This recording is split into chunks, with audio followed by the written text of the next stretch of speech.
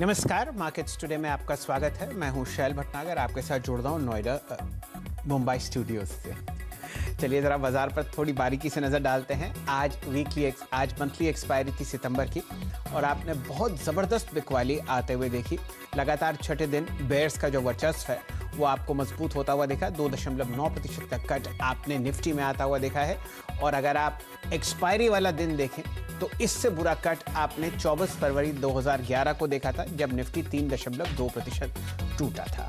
इस दिन आज बहुत ज़बरदस्त आपने बिकवाली की वजह से सारे इंडिसेस को लाल निशान में बंद होते हुए देखा है। खासकर बैंक्स पर बहुत कड़ा असर पड़ा आज बिकवाली का, और साथ ही साथ आपने आईटी, मेटल्स और ऑटो शेयर्स में भी बहुत ज़बरदस्त बिकवाली देखी। लेकिन ये और सब कुछ और हेडलाइंस के बाद। सितंबर सीरीज एक्सपायरी के दिन बाजार में मायूसी। 9 साल में एक्सपायरी के दिन की सबसे बड़ी गिरावट दर्ज। निफ्टी 3% टूटकर 10,800 के करीब पहुंचा। बैंक निफ्टी में 700 पॉइंट से ज्यादा का दबाव। सभी सेक्टर इंडिसेस में लाल निशान। लगातार छठे सेशन बेयर्स पड़े भारी। तेजी आती है 2 महीने बाद, 4 महीने बाद वो आएगी, लेकिन उस तक का इंतजार बड़ा पेनफुल होता है। उस जर्नी को आज से वहां तक पहुंचने के लिए आपको ये इंश्योर करना है कि लॉस कम से कम हो। बाजार की गिरावट पर फर्स्ट ग्लोबल के शंकर शर्मा ने जताई चिंता। सीएनबीसी आवाज से एक्सक्लूसिव चर्चा में कहा, संतुलित निवेश करें, मंदी में डिफेंसिव स्ट्रैटेजी से कम होगा नुकसान। उनके मुताबिक फ्रंटलाइन स्टॉक्स में जल्द बड़े मुनाफे की उम्मीद नहीं। There is no money that the promoters are not cashing out. The Patel family is not cashing out. GMM फॉडलर में लगातार तीसरे दिन लोअर सर्किट। प्रमोटर की सफाई, डिस्काउंट पर ओएफएस लाने की जानकारी लीक नहीं हुई। सीएनबीसी आवाज से कंपनी के एमडी ने एक्सक्लूसिव चर्चा में बोले, हिस्सा बिक्री के बिजनेस पर कोई असर नहीं। और आज भारतीय एयरटेल और जी एंटरटेनमेंट का निफ्टी 50 से विदाई। कल से एसबीआई लाइफ और डिवीज लैब होंगे निफ्टी का हिस्सा। नमस्कार, स्वागत है आपका मार्केट्स टुडे में। आइए जरा 2 मेन इंडिसेस पर आज नजर डालते हैं। आपके सामने लगभग 325 पॉइंट के कट के बाद आपको निफ्टी आज बंद होता हुआ दिखेगा अपने दिन के लोएस्ट लेवल 10,805 के आसपास। यहां पर आपने बहुत जबरदस्त बिकवाली देखी और ये इंडेक्स आपको ऑलमोस्ट दिन के लोएस्ट लेवल के आसपास बंद होता हुआ दिखेगा। ये जो 3% का कट आपके सामने है, एक्सपायरी वाले दिन ये कट आपने पिछली बार 24 फरवरी सन 2011 को देखा था। तो लगभग 9 साल का एक रिकॉर्ड आपको आज बाजार में टूटता हुआ दिखा है। चौतरफा आपने बिकवाली देखी। किसी भी आप इंडेक्स पर नजर डालें, वहां पर आपको लाल निशान और गहरा लाल निशान आता हुआ दिखेगा। निफ्टी बैंक पर नजर डालिए, 704 अंक नीचे, 3.3% नीचे आपको आज निफ्टी बैंक बंद होता हुआ दिखेगा। 20,475 के आसपास यहां पर आपने क्लोजिंग होते हुए देखी। एकदम जुड़ते हैं हिमांशु गुप्ता साहब से। हिमांशु जी, स्वागत है आपका। बहुत जबरदस्त बिकवाली। मंथली एक्सपायरी आज खत्म हुई है। अक्टूबर की सीरीज कल से शुरू होगी। बताइए किस हिसाब से आप बाजार को देख रहे हैं। फिर चर्चा में दीपाली जी और यतिन जी को भी जोड़ेंगे। जी शैल जी, गुड इवनिंग। बिल्कुल एक सिरे से यहाँ पर मैं कहूँगा कि जो बियर्स हैं वो हावी होते हुए नजर आए हैं बाजार पर, और कोई भी मौका यहाँ पर इस पूरे हफ्ते में हमने देखा तो यहाँ पर बियर्स ने गंवाया नहीं और लगातार एक तरफ से बाजार को नीचे लेकर आए। मुझे लगता है कि अभी जिस हिसाब से आज की क्लोजिंग हुई है शैल जी, यहाँ से और थोड़ी सी गिरावट देखने को मिल सकती है। तो अभी यहाँ पर फिर से वही स्ट्रैटेजी मैं सजेस्ट करना चाहूँगा कि यहाँ पर कोई भी अगर उछाल मिलता है तो वहाँ पर अभी बिकवाली करके चला जा सकता है। निफ्टी में हालांकि अगर आप देखें शैल जी, तो 200 दिन का जो सिंपल मूविंग एवरेज है वो लगभग करंट लेवल से काफ़ी पास है। 10,760, 10,750 के आसपास वहाँ पर एक अच्छा सपोर्ट नज़र आता है, जो कि आज की क्लोजिंग से भी लगभग 50 से 60 पॉइंट नीचे है। तो मेरा मानना है कि बाजार कम से कम वो लेवल्स टेस्ट करेगा और उसके बाद वहाँ से लोअर लेवल से थोड़ी सी रिकवरी दिखाने की कोशिश करेगा। टेक्निकल सेटअप को देखते हुए मेरा सजेशन रहेगा कि 10,880 को कोई लेवल तक अगर कोई उछाल कल के सेशन में मिले, वहाँ पर निफ्टी में बिकवाली करके चलें 10,950 के स्टॉप लॉस के साथ।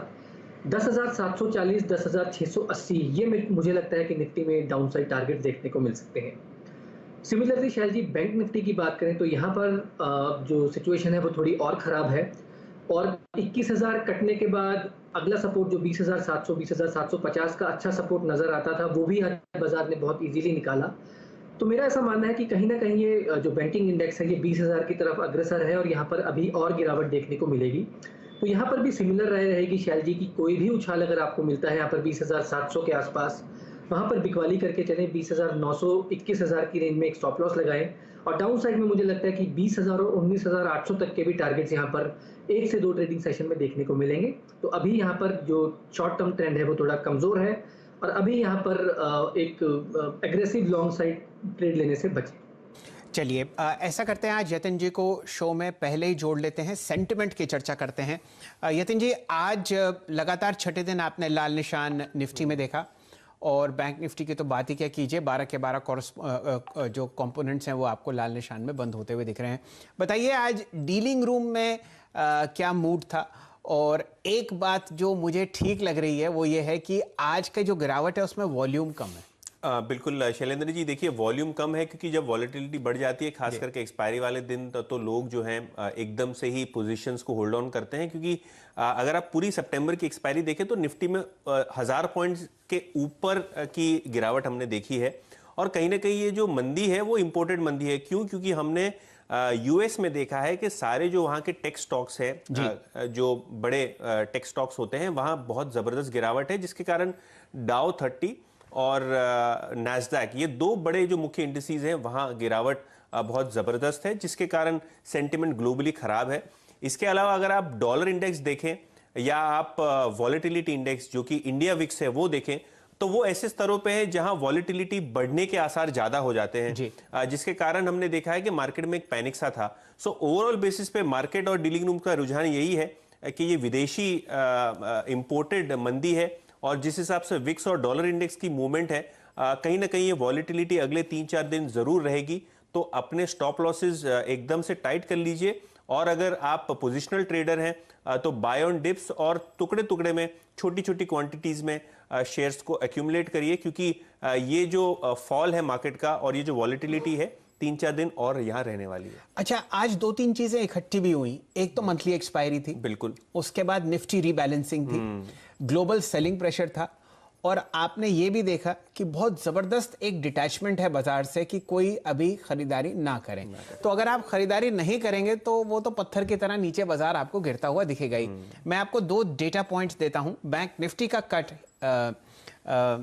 यतिन जी इस महीने सितंबर की एक्सपायरी में 13% है और निफ्टी का कट है लगभग 6.7% लाल निशान। तो आप देखिए बहुत जबरदस्त बिकवाली आपको आती हुई दिख रही है और इसका कारण यह है वॉल्यूम कम है क्योंकि कोई व्यक्ति आगे बढ़ नहीं रहा खरीदारी के लिए। तो अब ऐसा करते हैं हिमांशु जी, पहले दीपाली जी को जोड़ लेते हैं। उन्होंने निफ्टी की रीबैलेंसिंग पर आज काफ़ी खोजबीन करी और उन्होंने एक लिंक तैयार किया है, पहले वो देख लेते हैं और फिर आपके जो 2 स्टॉक कॉल्स हैं उन पे भी ध्यान देंगे। तो बताइए दीपाली जी, कौन से ऐसे 2 स्टॉक्स हैं निफ्टी में जो आ रहे हैं और उनकी जगह कौन से ऐसे 2 हैं जिनको हम टाटा कर रहे हैं? सितंबर 25 यानी कल से निफ्टी में चेंजेस हो रहे हैं। जी एंटरटेनमेंट और भारती इंफ्राटेल एक्सक्लूड हो रहे हैं निफ्टी से। एंट्री हो रही है निफ्टी में एसबीआई लाइफ की और साथ ही डिवीज लैब की। इंटरेस्टिंग ये है कि एचडीएफसी लाइफ के बाद एसबीआई लाइफ दूसरी इंश्योरेंस कंपनी है जो निफ्टी का हिस्सा बनेगी और साथ ही डिवीज लैब की एंट्री के बाद जो फार्मा का वेटेज है ओवरऑल निफ्टी में वो भी इंक्रीज हो जाएगा। इस साल की शुरुआत में यानी जनवरी 2020 में जो वेटेज था फार्मा का निफ्टी में वो 2.1% के आसपास था और पिछले 8 महीने की रैली के बाद जो वेटेज है वो 3.3% के आसपास पहुंच गया है और डिवीज लैब की इंक्लूजन के बाद जो टोटल फार्मा का वेटेज होगा निफ्टी में वो 4.1% के आसपास रहने की पॉसिबिलिटी है। वहीं इंश्योरेंस की अगर बात करेंगे तो जो टोटल निफ्टी की मार्केट कैप है उसमें 2.23% कॉन्स्टिट्यूशन इंश्योरेंस स्टॉक्स का रहेगा क्योंकि 1.99 lakh crore combined market cap है एचडीएफसी लाइफ और एसबीआई लाइफ की। वहीं निफ्टी की total market cap 88.59 lakh crore है। सिमिलरली जो एक्सपेक्टेड इनफ्लोज और आउटफ्लोज हैं उसमें भारती इंफ्राटेल से इस एक्सक्लूजन के बाद लगभग $39 मिलियन के आउटफ्लोज एक्सपेक्टेड है। जी एंटरटेनमेंट में लगभग $46 मिलियन के आउटफ्लोज एक्सपेक्टेड हैं। एसबीआई लाइफ में निफ्टी में एंट्री होने के बाद $80 मिलियन के इनफ्लोज आने की पॉसिबिलिटी है। सिमिलरली डिवीज लैब में लगभग $100 मिलियन के इनफ्लोज आ सकते हैं। तो एसबीआई लाइफ और डिवीज लैब ये 2 नई एंट्री होंगी निफ्टी में कल से। चलिए हिमांशु जी, आपने सुना दीपाली जी ने आपको क्या बताया। डिवीज लैब और एसबीआई लाइफ पर आपकी राय लेते हैं, क्योंकि यहां पर अब आपको एंट्री आती हुई दिख रही है। निफ्टी में इंडेक्स स्पेसिफिक फंड्स खरीदेंगे, इक्विटी डाइवर्सिफाइड फंड्स खरीदेंगे, और जहां जहां निफ्टी का बेंचमार्क है वहां पर आपको कम से कम इन दो शेयर्स में खरीदारी आती हुई दिखेगी। 3022 पर आपको डिवीज लैब आज बंद होते हुए दिखा है। पहले इस पर राय व्यक्त कीजिए और फिर चर्चा करेंगे एसबीआई लाइफ की। शैल जी, डिविस लैब मैं कहूंगा कि एक लगातार आउट परफॉर्मर रहा है, और हमने देखा है कि किस तरह से इसने इंटायर फार्मा पैक में अपनी आउट परफॉर्मेंस कंटिन्यूसली दिखाई है। और मुझे लगता है कि इस इंडेक्स में इंक्लूजन के बाद यहाँ पर, जैसा भी आपने कहा, कि और यहाँ पर खरीदारी बढ़ते हुए नजर आएगी, और थोड़ा सा एक कंसोलिडेशन देखने के बाद हायर लेवल से स्टॉक अपने 50 दिन की मूविंग एवरेजेस को टेस्ट करता हुआ नजर आया। मेरा मानना है कि यहाँ से 2980, 2970 इन लेवल्स पर नियर टर्म में भी यहाँ पर खरीदारी करी जा सकती है। ट्रेडिंग के पर्सपेक्टिव से शैल जी यहाँ पर 2940 के स्टॉप लॉस लगा के यहाँ पर खरीदारी करें। मेरा ऐसा मानना है कि यहाँ पर 3000, 3050 तक के टारगेट्स देखने को मिलेंगे। लेकिन अगर बाजार में किसी वजह से वॉलेटिलिटी रहती है और यहाँ पर किसी वजह से स्टॉक्स अभी थोड़ा टाइम परफॉर्मेंस नहीं देते, तो भी शैल जी यहाँ पर एक स्ट्रॉन्ग रिकमेंडेशन रहेगा कि डिविस लैब एक बहुत स्ट्रॉन्ग काउंटर है, और यहाँ पर थोड़ी थोड़ी क्वांटिटी में एक्यूमुलेशन करी जा सकती है from a medium term point of view. चलिए, बहुत ही शानदार तरीके से आपने गुप्ता साहब बताया कि डिवीज लैब एक बहुत ज़बरदस्त काउंटर है और ये फंडामेंटली स्ट्रॉन्ग फार्मा स्टॉक आपके पोर्टफोलियो का एक हिस्सा होना चाहिए। बहुत कम लोग जानते हैं कि ये डेटा मुझे यतिन जी ने दिया था कि जो डिवीज के फिलहाल प्रमोटर हैं वो पहले डॉक्टर रेड्डीज़ के यहाँ काम करते थे, और अब ये स्थिति है कि डिवीज़ की मार्केट कैपिटलाइजेशन आपको डॉक्टर रेड्डीज़ की मार्केट कैपिटलाइजेशन से आगे बढ़ती हुई दिख रही है। ये समय है, और समय के गर्भ में क्या क्या रखा है ये किसी को नहीं पता। एसबीआई लाइफ इंश्योरेंस, गुप्ता साहब इस पर राय दीजिए। 793 का प्राइस, और आज तो वॉल्यूम देखते ही बनता है। मेरे सामने लगभग 1,47 लाख शेयर ट्रेड हुए हैं एसबीआई लाइफ के। शैल जी, जैसा कि हम सभी जानते हैं कि फियर फैक्टर बाजार में कई बार ऐसा काम करता है कि क्वालिटी स्टॉक्स में भी थोड़ी सी गिरावट देखने को मिलती है। उसी के चलते मुझे लगता है कि एसबीआई लाइफ में नियर टर्म में थोड़ी सी एक कंसोलिडेशन अभी मुझे लगता है कि कुछ दिनों देखने को मिलेगी। तो मुझे लगता है कि नियर टर्म में ये स्टॉक 750, 760 रुपए तक के भी लेवल्स दिखा सकता है। But from a medium term perspective यहाँ पर भी बहुत अच्छा एक मीडियम टर्म चार्ट सेटअप है, और मेरा ऐसा मानना है कि 750, 760 के लेवल से वापस से यहाँ पर खरीदारी लौटते हुए देखने को मिलेगी। और जैसे ही स्टॉक आगे चल के 810, 820 के ऊपर निकलेगा, मुझे लगता है कि यहाँ पर एक बड़ा ब्रेकआउट आते हुए नजर आएगा। चलिए, तो आज बहुत ही शानदार वॉल्यूम के साथ आपने एसबीआई लाइफ को लाल निशान में तो बंद होते हुए देखा है, लेकिन फ्राइडे से आपको एसबीआई लाइफ अब निफ्टी का एक हिस्सा बनते हुए दिखेगा। ये तो दो रिकमेंडेशंस आपने दी गुप्ता साहब उन स्टॉक्स पर जो अब निफ्टी का हिस्सा बनेंगे। ये बताइए आपके दो पसंदीदा ट्रेड्स कौन से हैं फ्राइडे के सत्र के लिए? मंथ की माफ कीजिए, अक्टूबर का पहला एक्सपायरी का दिन है। जी शैल जी, तो यहाँ पर मैं शैल जी एक खरीदारी का आइडिया के साथ शुरुआत करूंगा पहले। और मेरा ऐसा मानना है कि अपोलो हॉस्पिटल जिस हिसाब से यहाँ पर जिस तरह का स्ट्रॉन्ग आउट परफॉर्मेंस बाजार की गिरावट के बावजूद भी स्टॉक ने दिखाया, तो मुझे ऐसा लगता है कि ये स्टॉक में यहाँ से और हायर लेवल देखने को मिलेंगे। तो अपोलो हॉस्पिटल यहाँ से मेरी तरफ से खरीदारी की राय है। मेरा ऐसा मानना है कि 1910, 1920 के लेवल्स पर यहाँ पर खरीदारी करके चला जा सकता है। 2000 से 2050 तक के टारगेट्स अपोलो हॉस्पिटल्स में मुझे लगता है कि 1 से 2 ट्रेडिंग सेशन में देखने को मिलेंगे, और यहाँ पर 1890 रुपए का एक ट्रेडिंग के पॉइंट ऑफ व्यू से स्टॉप लॉस लगाया जा सकता है। दूसरी पिक शैल जी रहेगी शॉर्ट साइड में। मेरा ऐसा मानना है कि स्टेट बैंक ऑफ इंडिया जब अपनी बहुत क्रूशल सपोर्ट 180 के लेवल्स के नीचे यहाँ पर डिसाइसिव क्लोज देने में कामयाब रहा है, और जिस हिसाब से बैंकिंग सेक्टर में, बैंकिंग इंडेक्स में यहाँ पर वीकनेस है, मुझे लगता है कि एसबीआई में नियर टर्म में थोड़ा सा और दबाव देखने को मिल सकता है। तो एसबीआई यहाँ पर पुल बैक पर 179, 180 के लेवल्स पे शॉर्ट किया जा सकता है। 170 तक के टारगेट्स यहाँ पर देखने को मिल सकते हैं, और 184 रुपए के ऊपर का एक ट्रेडिंग का स्टॉप लॉस लगाया जा सकता है। चलिए, ये राय आपको एसबीआई पर आती हुई दिख रही है। कठिनाई का दौर, और पहला टारगेट 172 आपको हिमांशु जी दे रहे हैं, जो कि एक मल्टी मंथ लो आपको एसबीआई पर लगता हुआ दिखेगा। खरीदारी का रुझान अपोलो हॉस्पिटल्स पे बिल्कुल ठीक है। अगर आप इस महीने की एक्सपायरी देखें तो टॉप गेनिंग काउंटर जो आपको एफएनओ में दिखेगा वो है अपोलो हॉस्पिटल्स। 17% की तेज़ी आपने आते हुए देखी है अपोलो हॉस्पिटल्स में सितंबर की एक्सपायरी में। और यहाँ पर अगर आप रोल ओवर्स देखें तो वो आपको दिखेंगे 83%, यानी कि जितने भी बुलिश ट्रेडर्स हैं उनमें से 83% लोग अपने सौदे आगे लेके गए हैं अक्टूबर की एक्सपायरी में। और इसीलिए शायद गुप्ता साहब आपको एक राय दे रहे हैं कि आप यहाँ पर एक लॉन्ग ट्रेड लें कल के सत्र के लिए। तो रिकॉर्ड हाई क्लोज आपने अपोलो हॉस्पिटल्स पर आता हुआ देखा। समय एक छोटी सी ब्रेक का, पर ब्रेक में जाने से पहले उन ट्रेड्स पर ध्यान देते हैं जो आपको गुप्ता साहब ने कल के सत्र में के लिए सुझाए हैं, और फिर यतिन जी से जुड़ेंगे ब्रोकरेज रडार के लिए। रुझान सेल का है, बेरिश हैं गुप्ता साहब दोनों इंडिसेस पर। टारगेट्स और स्टॉप लॉसेस आपके सामने दिखे हैं। 200 डीएमए का टेस्ट आज आपने निफ्टी में होता हुआ देखा, और निफ्टी बैंक आपको जून के लो लेवल्स पर ट्रेड करता हुआ दिखेगा।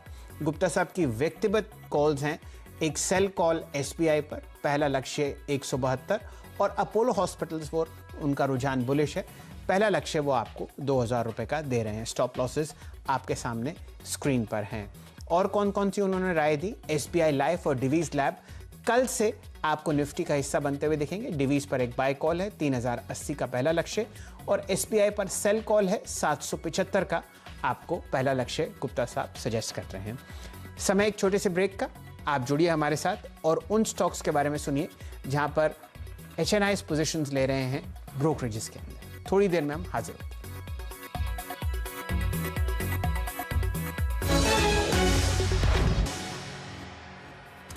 नमस्कार, मार्केट्स टुडे में आपका स्वागत है। यतिन जी से जोड़ते हैं, वो आपको बताएंगे 2 या 3 ऐसे काउंटर्स जहां पर एचएनआईज लॉन्ग या शॉर्ट पोजीशंस ले रहे हैं फ्राइडे के ट्रेड के लिए। यतिन जी।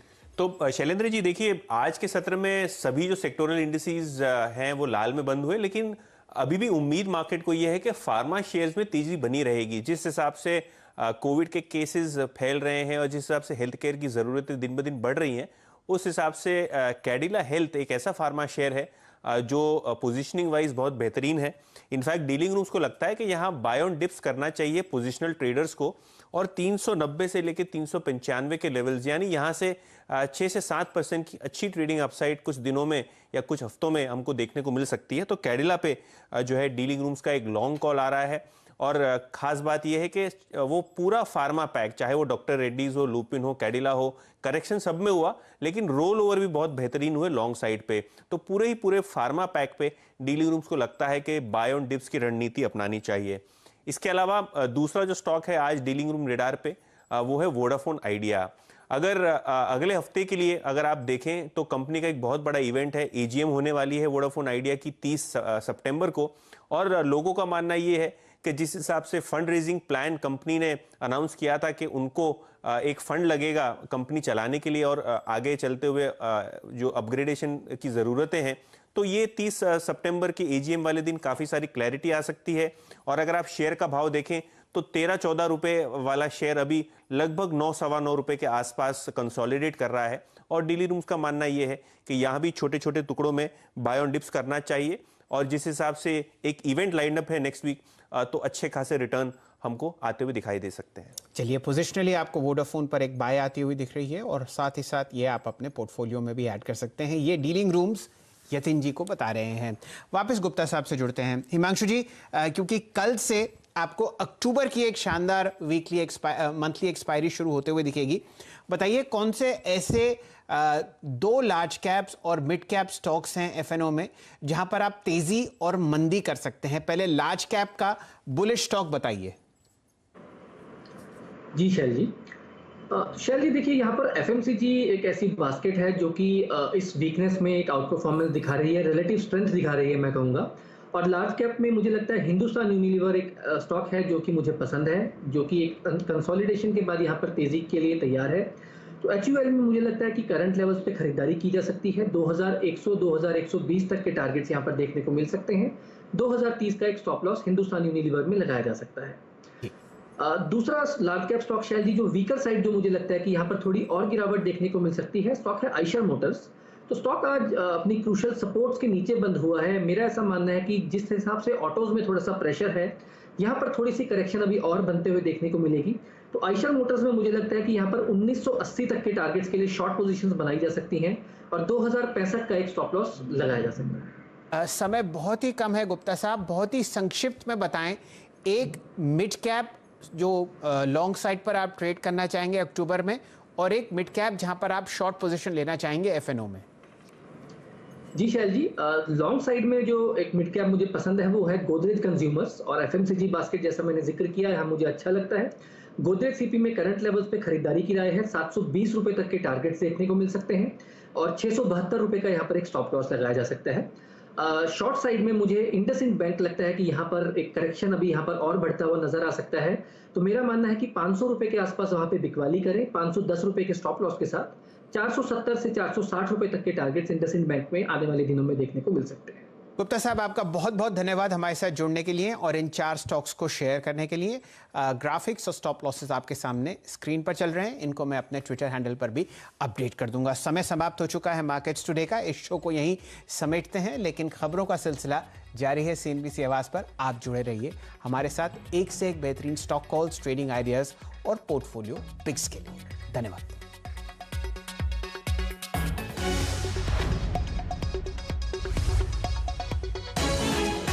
वीडियोस को देखने के लिए आप जरूर से सब्सक्राइब कर लें हमारे YouTube चैनल को। फ्रेंड्स, मिलते हैं अगले वीडियो के अंदर, जब तक के लिए गुड बाय।